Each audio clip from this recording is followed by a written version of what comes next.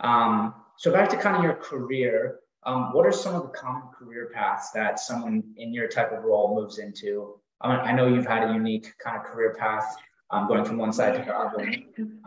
But what would you say a standard career path is kind of for a procurement agent or even on the business partner side? Well, I feel as though it's actually very common now. I know that. I know quite a few procurement agents that went on to be business partners, whether that was HR business partner from that side or IT business partner.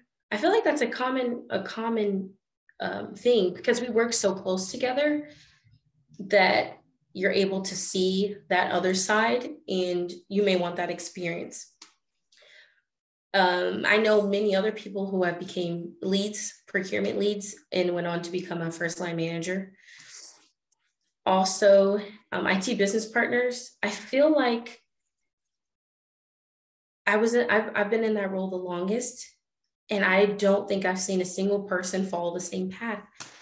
A lot of people either you can go into a different part of IT, or I know a woman that actually just went into supply chain.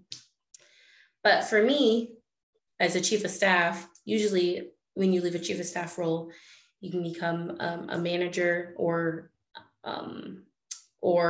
maybe the next level. So maybe a chief of staff or a VP or a president or something of that caliber. And I think when I leave this role, that's something I would like to do. I would love to get into first line management. But when I was in procurement, I always said, I want to be an IT business partner. I want to be a chief of staff. And it's crazy because I've done both of those things. And so I think that procurement is one of those really good jobs because you're able to talk and meet with so many different people at different levels of the company and different departments. And so I know a lot of people who leave procurement or stay in procurement and know, oh, I'm staying because I like this and this is my trajectory. I'm going to be a manager here, or I'm going to go into sourcing, or, oh, I worked with these finance people. I really liked that. And so I feel like a lot of people are really happy after they work in procurement, whether that's staying there because they love it or leaving and going to do something else. I think it's a really great segue into elevating your career, whether that's through staying or going. Awesome. Yeah, I think that you touched on some really good points there. Sometimes you have to take a leap of faith, right? When you go into an area you haven't worked before.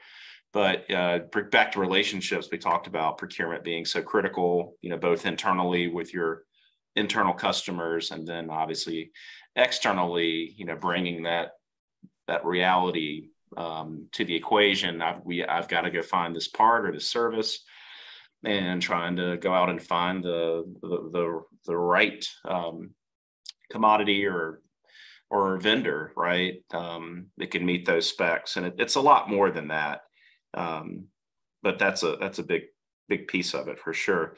And I think building those relationships, though, internally, especially in a large company like Boeing, you can kind of get a sense of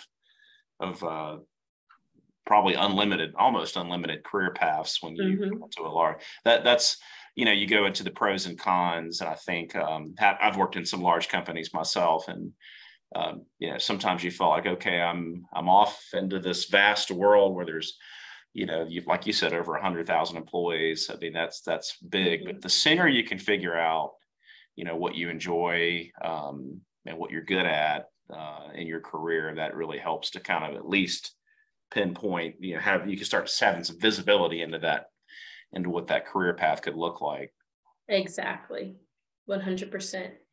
Yeah. And I've truly seen that. I've truly seen that with many of the people I worked with. And I've even known people who left and said, maybe I don't want to do procurement, but are now right back in that role. So I feel like it's a really good segue. And supply chain, no matter what job you do, you will be a part of it and affected by it. And so I think it's one of those, to me, that's why I actually majored in supply chain, because of it, is because I felt like it was a basis for almost every job.